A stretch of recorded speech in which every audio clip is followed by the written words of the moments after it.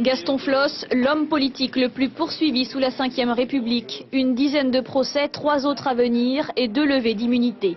Mais Gaston Floss échappe d'abord longtemps à la justice. Jusque dans les années 90, sur 13 procédures judiciaires, 11 aboutissent à un non-lieu. Pour des travaux réalisés dans ses propriétés de Erima et Wahiné avec des fonds publics et pour ingérence pour l'achat d'un terrain à Aroué, il est relaxé en appel. En 2001, dans l'affaire Hombo, la justice lui reproche d'avoir financé le Tahuera avec l'argent de jeux clandestins. Relaxé du fait de corruption passive, il est finalement condamné à 270 000 francs d'amende pour complicité de tenue illicite d'une maison de jeux.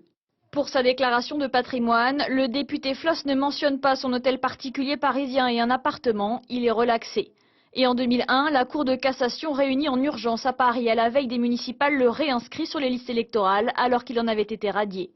Mais à partir des années 2000, sa situation judiciaire devient plus tendue. En 2000, le président Floss prend 4 arrêtés qui permettent au pays d'acquérir l'hôtel de son fils au Tahara. Les arrêtés sont retirés 4 mois plus tard, mais il sera toutefois condamné à 3 mois de sursis pour prise illégale d'intérêt. En 2010, alors que la Cour des comptes enquête sur le service d'études et de documentation de la présidence, certaines archives disparaissent. Gaston Floss est condamné en appel à 1,5 million de francs d'amende pour obstacle à l'exercice des pouvoirs des magistrats. Dans l'affaire dite des sushis, Gaston Floss est condamné définitivement en 2011 à 1 an de sursis pour détournement de fonds publics pour avoir payé le banquet de la soirée électorale de 2004 avec de l'argent public. En 2012, Gaston Floss utilise une femme de ménage de l'Assemblée à son domicile personnel, donc rémunérée par des fonds publics. Il écope de 400 000 francs d'amende. Dans l'affaire Anuanuraro, Gaston Floss est soupçonné d'avoir racheté l'atoll de Robertvan par la collectivité à un prix surévalué. En juin dernier, le tribunal requiert 2 ans de prison ferme, 5 ans d'inéligibilité, 10 millions de francs d'amende en première instance. Délibéré rendu le 2 septembre prochain.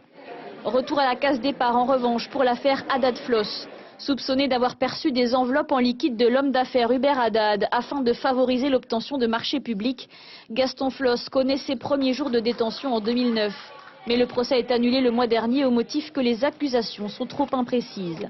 Enfin, dans le procès des emplois dits fictifs, Gaston Floss est accusé d'avoir signé des contrats abusifs afin d'assurer la propagande du parti entre 1996 et 2004.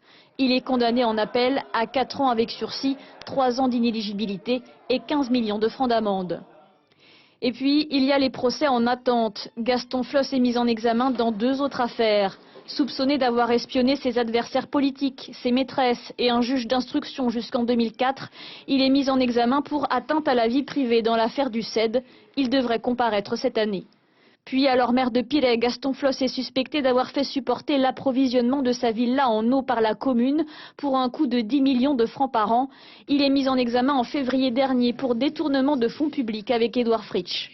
Enfin, la justice se penche en ce moment sur le chantier de l'hôpital. L'immunité de sénateur de Gaston Floss est levée en avril dernier. Il peut ainsi être entendu à tout moment par les enquêteurs.